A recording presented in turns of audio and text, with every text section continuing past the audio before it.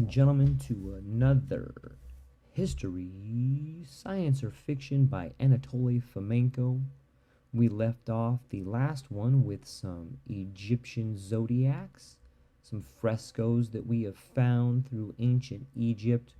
We had given some dates about the upper zodiac and the lower zodiac, the horoscope of Thebes, the horoscope without staves, and the horoscope with boats. And we are moving right along. Let's go ahead and jump right back into it without any further waiting. Here we go. This could mark the end of our account of Egyptian zodiacs and their datings if it hadn't been for the publication of a certain article by E.S. Goldstova and Y.A. Zavinyagin. This article was often quoted by the proponents of Scaligerrian chronology. The article in question is entitled One More Study of the New Methods and the Ancient Chronology. It was published in Vaprosi Historii, Historical Issues, number 12, 1983, pages 68 to 83. The authors of the article tried to question the dating of the round zodiac as obtained by N.A. Morozov. It will be edifying to study the article of Globstova since it appears to be concerned primarily with using a computer for solving the problem, which makes the conclusions arrived at by the authors seem scientific and objective. E.S. Goldstova and Y.A. Zinyagin write that, quote, the complication lies in the fact that it is perfectly unclear which figure of the 5 on the round zodiac should stand for which planet. This is why they suggest considering the zodiac to depict the following planets: Saturn, Venus, Mercury, Mars, and Jupiter. However, the authors don't offer any proof for such an interpretation of the zodiac. Furthermore, they cite the following table and suggest that the above-mentioned planets are localized on the zodiac with a possible deviation rate of 20 degrees to one side or another.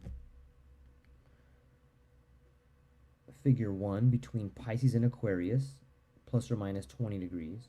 Figure 2 between Cancer and Gemini, plus or minus 20 degrees. Figures 3 between Virgo and Leo, plus or minus 20. Figure 4 between Libra and Virgo, plus or minus 20. Figure 5 between Capricorn and Aquarius, plus or minus 20. The authors report that none of these possible combinations were realized in 568 AD, supporting this by computer calculations, and add that this conclusion is of course valid for any decipherment of the figures of the round zodiac. They proceed to offer 53 AD as a solution. So one may get the impression that the astronomers have finally refuted, quote, the fantastic inventions of Morozov, and confirmed the Scaligerrian chronology once again. However, nothing here is quite as simple as it is presented to be. This is a reflection of the typical illusion of the average lay observer that it suffices to, quote, load, unquote, some mathematical data into a computer so that mathematical science can provide us with an immediate answer. Let us return to the very beginning and observe just what Goldstova and Zavinyagin, the authors, of load into their computers. They write that the 5 planets of the round zodiac are allegedly localized near the following constellations: Pisces, Aquarius, Cancer, Gemini, Virgo, and Capricorn. Giving presumed intervals and degrees that contain the planets, the problem here is that the data used by the authors as basis for their calculations fails to concur with the actual depiction of the planets on the dome of the temple. Where did their bizarre table come from? The one they processed mathematically afterwards? It would have sufficed to carefully study the photographs of the round zodiac contained in scientific literature in order to reconstruct the correct horoscope. It differs considerably from the one described by Golbstova and Zenigen, since the round zodiac explicitly depicts Venus in either Aries or Pisces. In our opinion, the fact that the authors omitted the constellations of Aries in their table speaks for itself. It is little wonder that the computer, quote, failed to find a solution, unquote, in the Middle Ages. As we can see, Golubstova and Zenigen have falsified the initial data and have de facto prohibited the computer from studying the interval between 25 and 50 degrees. The actual location of the constellation of Aries, E.S. Golubstova and Y.A. Zenigen, appear to have wanted to find confirmation of Scaligian chronology without being overly accountable for the means they used for this end. This means that avid Scaligians should think twice before referring to this research. So here we see a clear case of confirmation bias. And isn't it interesting, the idea of the computer model falsifying records? It started a long time ago, it seems like, and it's hitting full steam now. The computer is the new expert. Astronomy in the New Testament. Example 1.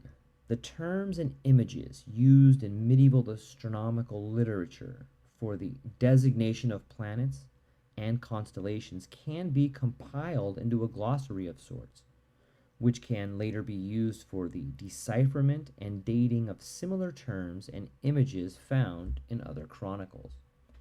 E. Renan was apparently the first scientist to point out that the biblical book of the Apocalypse contains a verbal description of a horoscope. Not being an astronomer, Renan did not date the horoscope, although the dating of the Apocalypse is of the greatest interest. But a precise astronomical solution of the Apocalypse horoscope does exist, and it is both unique and unambiguous. This horoscope dates from the 1st of October 1486 AD.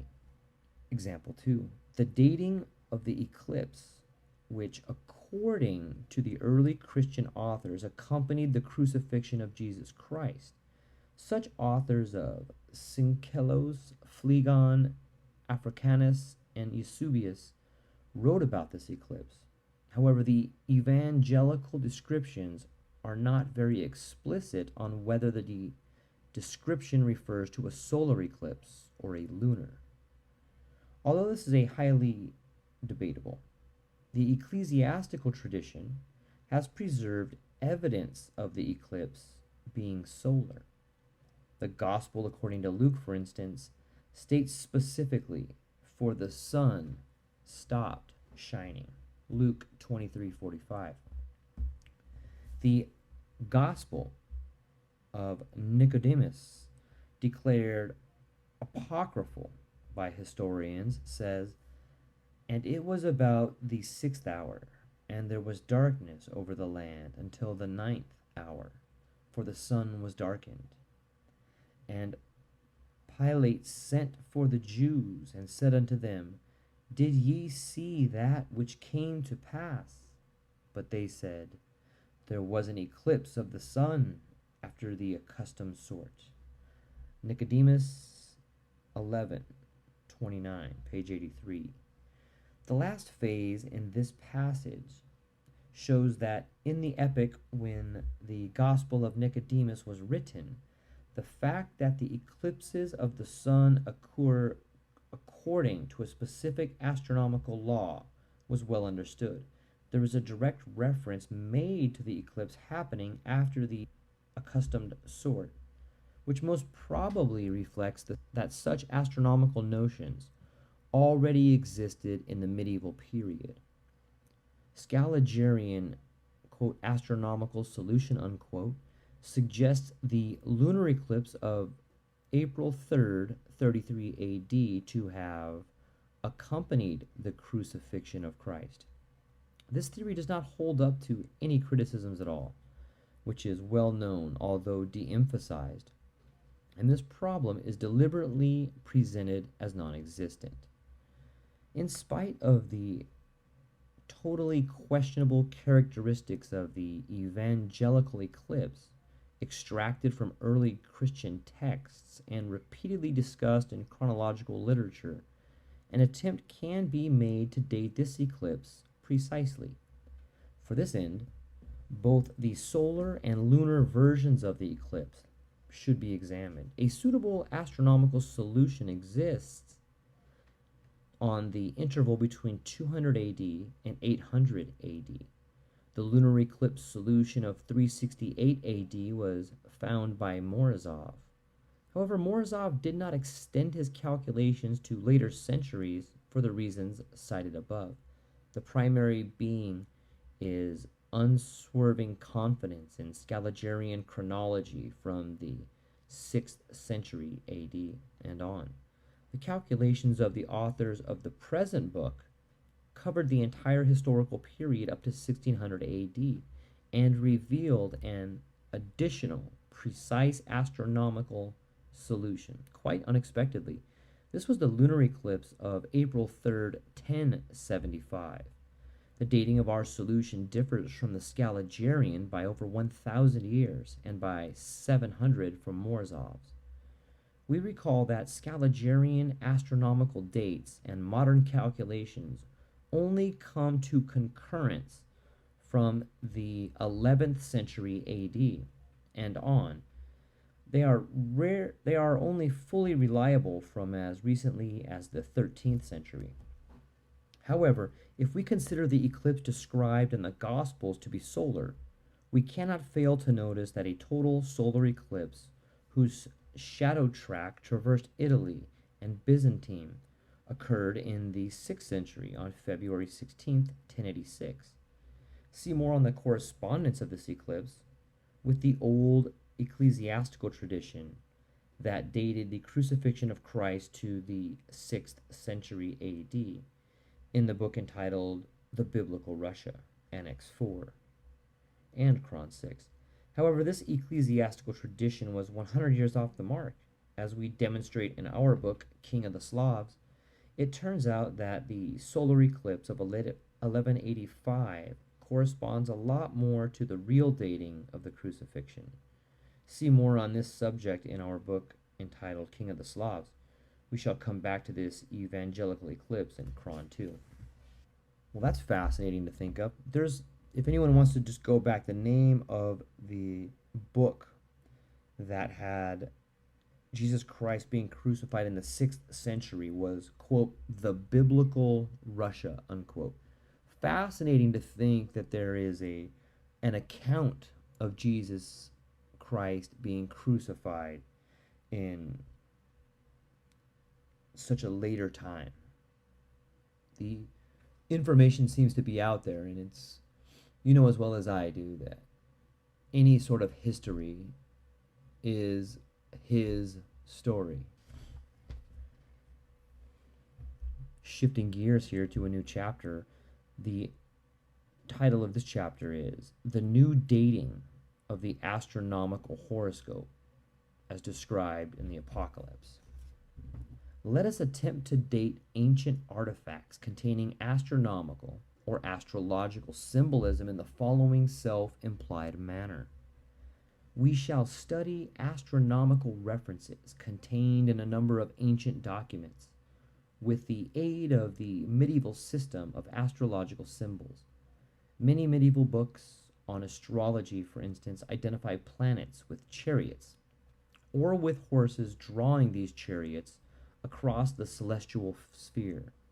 Planetary trajectories were probably perceived as equine leaps. Okay, so I have to interject for a minute. Like, this is just too close to something else I've been reading. We just spoke about the astrological symbols and how many of them have chariots. You know, this reminds me of the work in Plato where it's kind of a tangent on Atlantis, right? So Plato talks about his great grandfather Solon going to meet the Egyptians, and Solon is amazed at the architecture and the history of these Egyptian pharaohs. And he asks the pharaohs, "How is it that you have so much history?" And what the pharaohs say to him is, let me go ahead and just read it here for you. This is from Timaeus. Now Solon said that when he arrived there, the people began to revere him. Furthermore, he said that when he asked those priests of theirs who were scholars of antiquity about ancient times, he discovered that just about every Greek, including himself, was all but completely ignorant about such matters. On one occasion, wanting to lend them on to talk about antiquity, he broached the subject of our own ancient history. He started talking about Pharaohs, the first human being, it is said, and about Niobe. And then he told the story of how Deucalion and Pyrrha survived the flood. He went on to trace the lines of descent of their posterity and tried to compute their dates by calculating the number of years which had elapsed since the events of which he spoke. And then one of the priests, a very old man, said, "Ah, Solan, Solan, you Greeks are ever children. There isn't an old man among you." On hearing this, Solon said, "What? What is it? What do you mean?" "You are young," the old priest replied, "young in soul, every one of you. Your souls are devoid of beliefs about antiquity handed down by ancient tradition. Your souls lack any learning made hoary by time. The reason for this is this: there have been, and there will continue to be, numerous disasters that have destroyed human life in many kinds of ways. The most serious of these involve fire and water, while the lesser ones have numerous other causes. And so also among your people, the tale is told that Phaethon, child of the sun, once harnessed his father's chariot, but was unable to drive it along his father's course. He ended up burning everything on the earth's surface and was destroyed himself when a lightning bolt struck him. This tale is told as a myth, but the truth behind it is that there is a deviation in the heavenly bodies that travel around the earth, which causes huge fires that destroy what is on the earth across vast stretches of time. When this happens, all those people who live in mountains or in places that are high and dry are much more likely to perish than the ones who live next to rivers or by the sea. Our Nile, always our Savior, is released, and at such times too saves us from this disaster. On the other hand, whenever the gods send floods of water upon the earth to purge it, the herdsmen and shepherds in the mountains preserve their lives, while those who live in cities in your region are swept by the rivers into the sea. But here, in this place, water does not flow from on high onto our fields, either at such a time or any other. On the contrary, its nature is always to rise up from below. This then explains the fact that the antiquities preserved here are said to be most ancient. The truth is that all places where neither inordinate cold nor heat prevented, the human race will continue to exist, sometimes in greater, sometimes in lesser numbers. Okay, so I had to interject that for a minute because we've previously talked quite a bit about the Adam and Eve story, the story of cataclysms. And then when I was just reading this part about dating and they gave me the story about chariots, I couldn't resist. So there you go. You're welcome. Back to the book. Our method revolves around the comparison of the studied text with similar medieval texts containing both astrological symbols and their interpretations in terms comprehensible to us. In other words, we propose to read old astrological records with the aid of medieval astrological dictionary of sorts. One that identified chariots or horses with planets, of course. The applicability of the method will be substantiated in this way only if the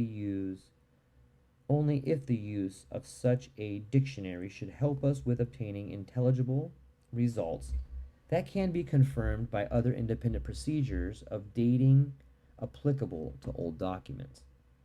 N. A. Morozov had been the first one to apply this procedure to several biblical books that contained apparent astronomical or astrological symbolism. The dates cited in this introduction were obtained by Morozov. After the publication of his works on this topic, many specialists persistently but unsuccessfully attempted to find errors in his calculations. However, the correctness of his interpretation of biblical texts with the aid of medieval astrological dictionary defied doubts as a rule. Morozov's reading of astrological texts was at first perceived by historians as completely correct and aberration-free.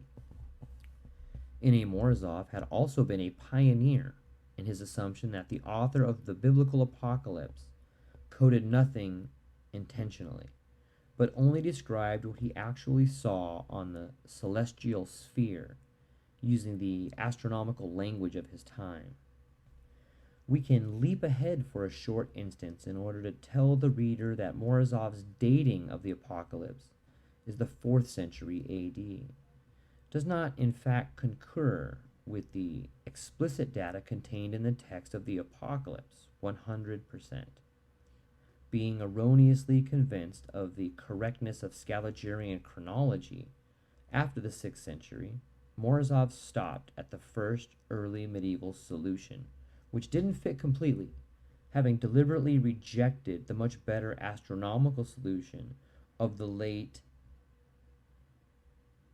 15th century, one fitting perfectly as unprejudiced analysis shows. 2. General information about the apocalypse and the time of its creation. The authors cite the apocalypse from the 1898, 1912, and 1968 Russian editions of the Bible. The translation uses the authorized version. The Apocalypse, also called the Book of Revelation, is the 27th and last book of the New Testament. It is also the last book of the contemporary canon of the Bible. The Apocalypse is considered an integral part of the New Testament. However, in medieval Russia, the Apocalypse was not included in the New Testament manuscripts as a rule. As we shall demonstrate in the chapters related to the Slavic Bible, manuscripts in Cron 6, Slavic manuscripts of the Apocalypse are exceptionally rare. For instance, there is only one known manuscript of the Apocalypse, dating from the 9th to the 13th centuries, whereas there are 158 known manuscripts of the remaining books of the New Testament dating from the same period. Furthermore, even as recently as the 17th century, references to the Apocalypse and the revelation of St. John the Divine apparently could imply entirely different books. This means that many uncertainties are closely related to the history of the Apocalypse, and primarily its dating. Proposed dates are very diverse, reflecting the disagreement amidst the historians.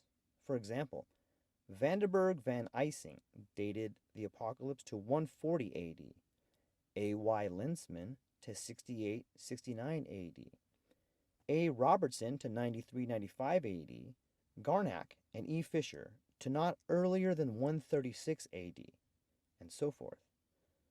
I.T. Sunderland wrote that dating the book of Revelation to this epoch, the end of the 1st century AD, or indeed any other epoch at all, is a task of tremendous complexity. Furthermore, in the opinion of V.P. Rostyan and M.P. Zakov, the creation of the apocalypse was completed in the 2nd to 4th century AD, most likely in the 4th century. This opinion is in no way congruent with the Scaliger-Petavius chronology. The apocalypse itself does not contain a single explicit chronological indication of the epoch when it was written. No actual historical figures have been identified as definite contemporaries of the apocalypse. No absolute dates whatsoever have been given in the work itself. The apocalypse is commonly considered to be the last written book of the New Testament. However, F. H. Bauer, for one, Bauer, you guys catch that name? F. H. Bauer? F. H. Bauer, for one, has categorically asserted that the apocalypse is not the last, but the earliest writing of the New Testament. A. P. Kasdan and P. I. Kovlev were also of the opinion that the apocalypse was the first book of the New Testament and not the last one. Furthermore, some researchers categorically reject to credit the apocalypse to John, who has allegedly written a gospel and 3 epistles. Generally, it is assumed that no exact information about the author of the apocalypse remains in existence. G. M. Lifshitz noted that the author of the apocalypse is quite familiar with astronomy. The images of the dragon, beasts, horses, and so forth that he describes resemble the figures of the constellations on the celestial sphere, which are similarly designated on medieval star charts. However, all these considerations were already expressed by N.A. Morozov in the beginning of the 20th century. Apparently, his line of reasoning produced a strong impression on at least some of the above-mentioned authors, and they actually reiterated his assertions without referring to him, which is very typical for such researchers. M. M. Klublanov sums it up. The reasons for this abundance of contradictory hypotheses concerning chronological issues are explained primarily by the scarcity of reliable evidence. The ancients did not leave us any reliable data in this respect. Under the prevailing circumstances, the only means for the dating of these writings are the writings themselves. The establishment of a reliable chronology of the New Testament still remains an open issue. So let us finally turn to the apocalypse itself. Its astronomical nature becomes immediately evident, especially when we compare it to the ancient celestial charts. See the medieval maps allegedly dating from the 16th century, for instance, in the upcoming figures 3.1, 3.2, 3.3, and 3.4. Apparently, sometime after the apocalypse was written, its explicit astronomical meaning was forgotten, even if some professional astronomer noted the similarity of figures on the ancient maps with the descriptions of the apocalypse. He perceived this as coincidental because he wasn't able to break free from the indoctrination of Scaligerian notions. Today's specialist in biblical history cannot conceive of any astronomical connotations in biblical texts. There may be a unique possibility, as we shall now demonstrate, of dating some fragments of the Bible astronomically.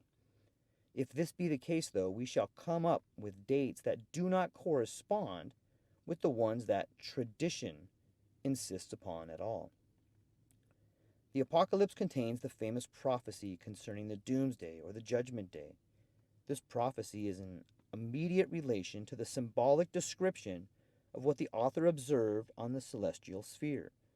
This was still remembered by the authors of the illustration to the Apocalypse who had lived around the 16th century.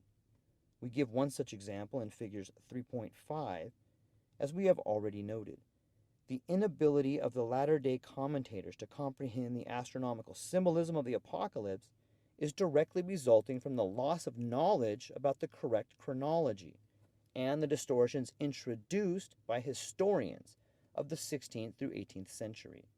Another possibility is that there was an unspoken general taboo on what concerned a subject quite as dangerous, which resulted in the misdating of the Apocalypse.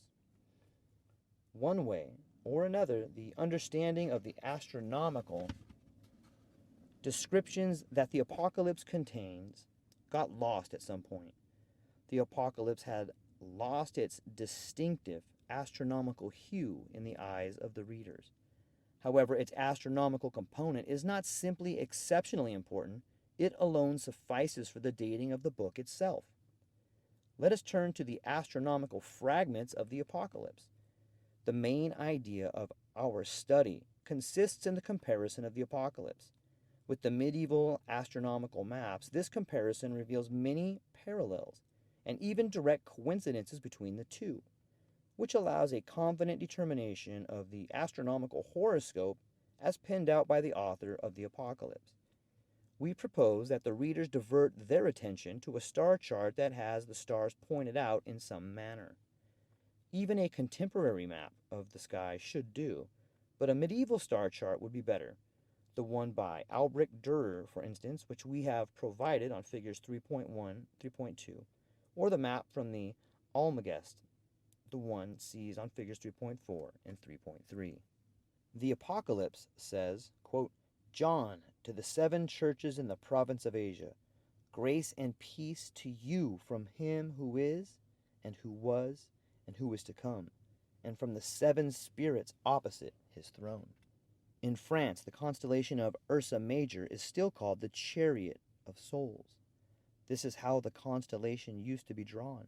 In the medieval book by Appianus, this ancient figure can be seen below. The throne, Ursa Major, is right in front of this constellation. 4. The events took place on the Isle of Patmos. The Apocalypse says, quote, from the throne came flashes of lightning, rumblings, and peals of thunder. Before the throne 7 lamps were blazing. Also before the throne there was what looked like a sea of glass, clear as crystal. Thus 7 fiery icon lamps are situated before the throne on which God sits in glory. The sea of glass, similar to crystal, apparently is the sky as observed by the author of the Apocalypse. The Apocalypse says, quote, I, John, was on the island of Patmos, unquote. The observation point is defined explicitly, the island of Patmos in the Mediterranean. It is also emphasized throughout the entire Apocalypse that the main arena of the events described is the celestial sphere. 5. The constellations of Cassiopeia and the throne were drawn as Christ sitting on his throne in the Middle Ages. The Apocalypse says, after this I looked, and there before me was a door standing open in heaven, and there before me was a throne in heaven, with someone sitting upon it. And the one who sat there had the appearance of jasper and carnelian. The person sitting on the throne can be seen on almost every medieval star chart. In the Zodiac Explique, Volume 1, page 8. And so forth. Figures 3.7 and 3.8 provide one such image. All of these maps depict Cassiopeia enthroned. The enthroned figure can be seen on many star charts of the 16th century, usually in the center of the Milky Way. The Apocalypse indicates that there is a rainbow that encircles the throne. A rainbow resembling an emerald, encircled the throne.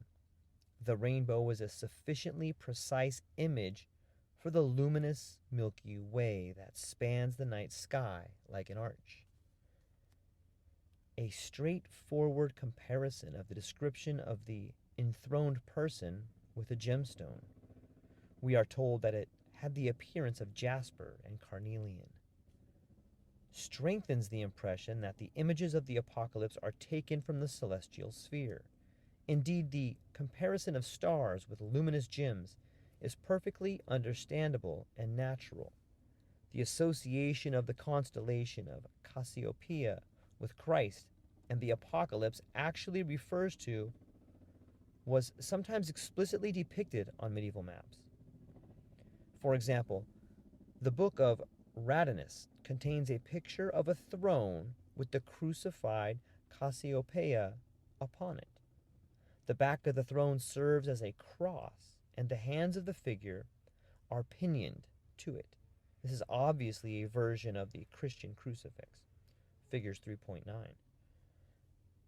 The figure of a king on a throne can also be seen on the Egyptian star charts, figures 3.10 and 3.11. One sees a number of Egyptian maps which make it evident that the Egyptians' astronomical symbolism is amazingly close to the European, which implies the two astronomical schools are related. Therefore, the Apocalypse contains references to the constellation of Cassiopeia, which was actually perceived as the stellar image of Christ, the king enthroned in the Middle Ages. I would like to add a little bit there. So they make reference to the star charts of the Middle Ages being very similar to that of the Egyptian ages. That I'm not debating. What I think they're leaving out here, or the ideas that I am beginning to understand, is these are the images that are showing us the warning signs. They're showing us that when we see this constellation, that when we see the Cassiopeia, when we see the throne and the seven souls, that is the beginning of the apocalypse. Solan tells us that there is a odd deformity in the solar system that causes there to be periodic cataclysms. So might this particular star chart, might this particular attention to detail to the skies be warning us of a coming apocalypse? So when a wave breaks here, don't be there, or you're gonna get drilled. Might the throne and the God sitting in it be warning of us of the calamity about to strike us? 6. The Milky Way. According to the book of Revelations, a rainbow resembling an emerald encircled the throne. Emerald is a bluish-green gemstone. One sees a rainbow encircling the constellation of the throne on every medieval and contemporary star chart. The constellation of the throne with a person enthroned is always surrounded by the luminous strip of the Milky Way. 7. 24 sidereal hours and the constellation of the Northern Crown. The Apocalypse says, surrounding the throne were 24 other thrones, and seated on them were 24 elders. They were dressed in white and had crowns of gold on their heads. Any complete astronomy textbook points out that in the days of yore the sky was divided into 24 wing-shaped segments, that is, into 24 meridional sectors, which coverage at the poles of the celestial sphere. These sections are also called sidereal hours, or direct stellar ascension hours. The 24 hours define the celestial coordinate system, which can clearly be seen in the medieval image of the celestial globe in Zacharias Borneman's book, figures 3.12. Thus, each elder of the apocalypse is apparently a star hour in the equatorial system of coordinates, which is the division standard for the celestial sphere in astronomy.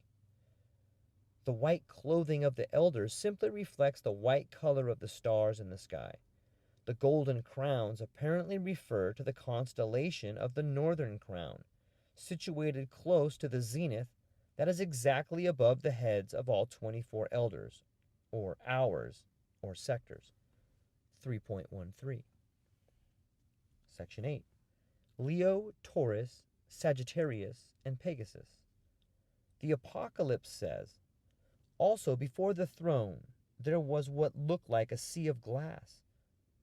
Clear as crystal, in the center around the throne were 4 living creatures, and they were covered with eyes in front and in back.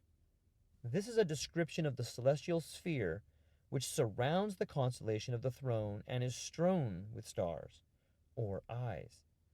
The initially obscure reference to a place around the throne becomes intelligible. The actual constellation of the throne is being referred to, as well as the smaller stars scattered all across the background. But what does were 4 living creatures and they were covered with eyes mean? This becomes clear from a casual glance at the star chart. Moreover, in the following passage of the Apocalypse, it is clearly said that, quote, the first living creature was like a lion, the second was like an ox, the third had a face like a man, the fourth was a flying eagle. Lion, Leo, is a zodiacal constellation visited by the sun before the beginning of autumn.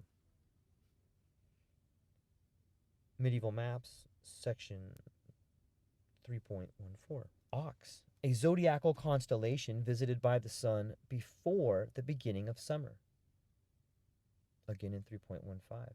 The animal with a human face, the centaur, is obviously a reference to the well-known zodiacal constellation of Sagittarius, visited by the sun in the beginning of the winter. 3.16. The animal, like a flying eagle, isn't in fact the eagle. Although such constellations exist, most likely this is the famous Pegasus, the winged animal that completes the number of constellations in the Apocalypse indicated above. The sun visits the constellation of Pegasus before the beginning of spring. Formally, Pegasus is not a zodiacal constellation, but an equatorial one. However, Pegasus almost touches the ecliptic between the zodiacal constellations of Pisces and Aquarius. The word even exists in the Greek text of the Apocalypse, where it refers to a mammal rather than a bird. Thus, the Apocalypse clearly enumerates the 4 main constellations along the ecliptic, the zodiac constellations of Leo, Taurus, Sagittarius, and the almost zodiacal Pegasus. The selection of 4 well-known constellations in the apexes of the square on the ecliptic is a standard medieval astronomical method. Apparently the 4 constellations, perhaps some others as well, were similarly set in the angles of the quadrangular zodiac from the Theban horoscope of Bruges. Similar quadrangular zodiacs were also drawn in medieval India. Thus, the 4 constellations that denote the seasons from a square or a cross, but since there are exactly 24 star sectors, or wings, proceeding from the pole, each one of these animal constellations has exactly 6 sectors of direct ascension. That is, they have 6 wings around them. In other words, each animal constellation is located in the region that is covered by these 6 sector wings on the celestial sphere. It is notable that all this is absolutely accurately describable in the Apocalypse, in which we read that each of the 4 living creatures had 6 wings, and was covered with eyes all around, even under its wings. The eyes here are the stars. By the way, the Greek text formulates this as inside and around. These animals covered with eyes inside the around are most probably constellations, and so the eyes in question should be stars. Indeed, they are drawn in precisely this form on any medieval star chart. 9. The daily rotation of the Northern Crown. In the modern moderate zone of the terrestrial globe, the upper parts of the sectors or the wings never set. However, the lower parts, or the knees of the elders, first descend below the horizon, then rise above it again. Therefore, it looks like each sidereal hour rises from its knees on the eastern part of the horizon and then goes down on its knees in the west. They were thus perceived as worshipping the center of rotation, the north pole of the sky, and the constellation of the throne next to it. Once again, all of this is accurately described in the Apocalypse. Actually, the Apocalypse says, the 24 elders fall down before him, who sits on the throne, and worship him for lives forever and ever. In the process of everyday rotation in the Mediterranean latitudes, the constellation of the Northern Crown first rises into the zenith, then descends in the northern part of the horizon. What we have in mind is a local zenith for the latitude of the island of Patmos. We shan't continue with the enumeration of other constellations and stars mentioned in the Apocalypse, because the presence of astronomical symbolism is the Apocalypse has already been made perfectly clear. Take a moment to think about this. This throws religion on its head. So many people today interpret the biblical text as a God that lives in the sky, that takes care of us, and gave his only son Jesus, or we look at prophets like Muhammad and Elijah. However, the more that I read this book and the more that I interpret the history of cataclysms, the more that it seems to me the book of the Apocalypse is telling us about the way in which the heavenly bodies move. It's warning us of a cataclysm that happens from time to time. Every maybe 23,000 years, every 12,000 years, if you look back at that Adam and Eve book. And doesn't it make sense that on the throne, the constellations are always bowing to the throne? You know, when people ridicule the Christians, they say, aha, you believe there's a man in the sky that watches over you. Well, maybe it's not a man in the sky that watches over you, but maybe when you see the throne constellation, that in fact is a way of noticing God's language that, watch the fuck out, it's about to be a goddamn cataclysm, gonna rain down hellfire upon you. Doesn't that seem a little bit more truthful as to what the religion is? And wouldn't that cause people to live in fear of God, to live in fear of the stars? And wouldn't that also explain why the Egyptians and let's just go with the Egyptians, who tend to be the oldest and most ancient and most scholarly writings that we could turn to. And we've already heard from Solan that says, look, this area tends to be the area that always survives in these cataclysms. And if what Fomenko is saying is true, if what he is telling us about these particular star charts in particular, and the fact that we're reading this right now, guys, girls, I'm telling you, we all feel like something's coming. We should all be taking a hard look at this astronomical star charts. And I know people think you're crazy to look at astrology and astronomy, but it's quite possibly the best predictor of the man-made idea of time. Right? And it would lend credence to why we've even come up with the concept of time. It's fascinating, right? I think I might have to leave it right there for right now, because it's kind of blowing my mind just to think about these. I've tried to really detail some star charts in here and narrow them down for you guys. But take a few minutes to think about this and think about what you're doing right now in your life and what's going on in our world, and think about where we are on the planet, crossing the torrid zone right now. How many meteor showers have there been? You know, think about the biblical language in all the sacred texts. And could it be, is it possible that what the sacred texts are telling us is not so much a way to live our lives in a way that is dictated to us. But maybe the religions are telling us, look, you're here for a limited time. There's going to be a cataclysm. You're all going to die.